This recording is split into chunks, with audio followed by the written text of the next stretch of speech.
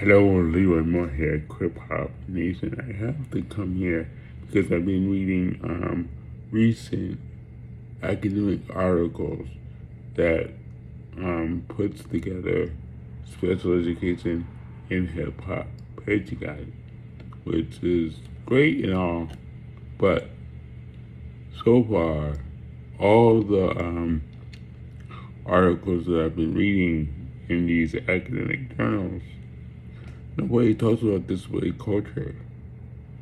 And it's funny because nobody critiques hip hop.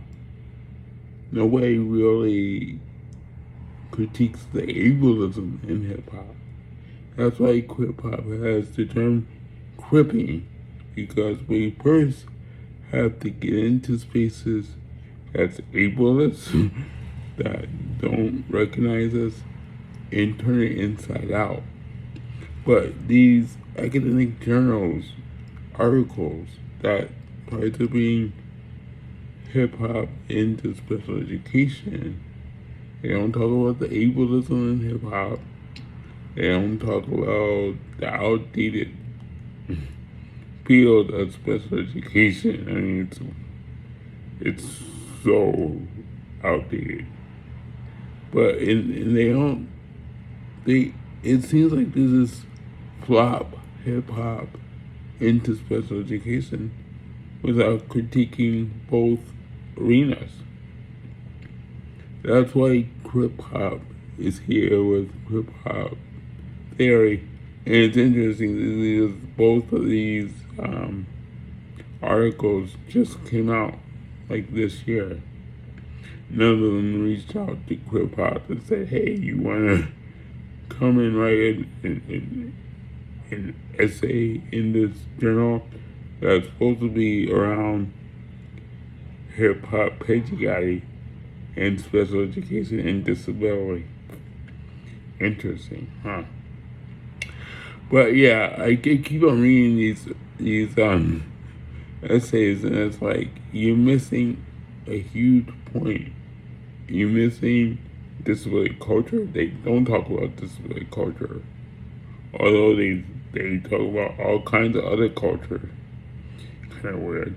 They don't talk about the ableism in hip hop. They just flop hip hop theories in there, and they don't talk about the elephant in the room. Is that special education is so white and so ableist. So how can you bring in hip hop theory and hip hop pedagogy and not really do the work of really talking about the elephant in the room? The elephant in the room is like, first you have to quit the space. You can't just flop hip hop pedagogy into special education without critiquing it. That's what Krip-Hop does. And you can't just say special education is a welcoming space, because it's not. You have to critique that too, the whiteness of special education, the outdatedness of special education. Special education doesn't even talk about disability justice. So it's it's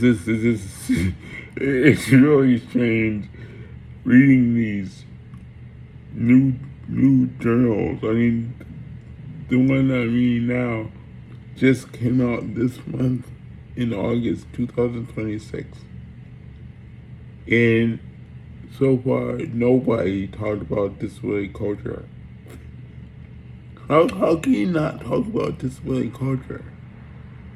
And how can you not critique hip-hop as ableist? Then we can go on and use it. But you gotta critique it first. You can't just say, oh, it's been open to everybody, because it's not. I was there in the 70s. In the cipher, people said, oh, Leroy, you stay outside the cipher and you look for police because, you're disabled, so you won't rap. That was hip-hop in the 70s. in New York. So nobody's gonna talk about that? Anyway. So the article that just came out August of 2026, the name is Special Issue on Hip Hop Disability and the Continuing Involved Evolution of Art-Based Pedagogy in Special Education. Check it out. I'm still reading it, but I had to make this video because I was totally upset. Alright, peace.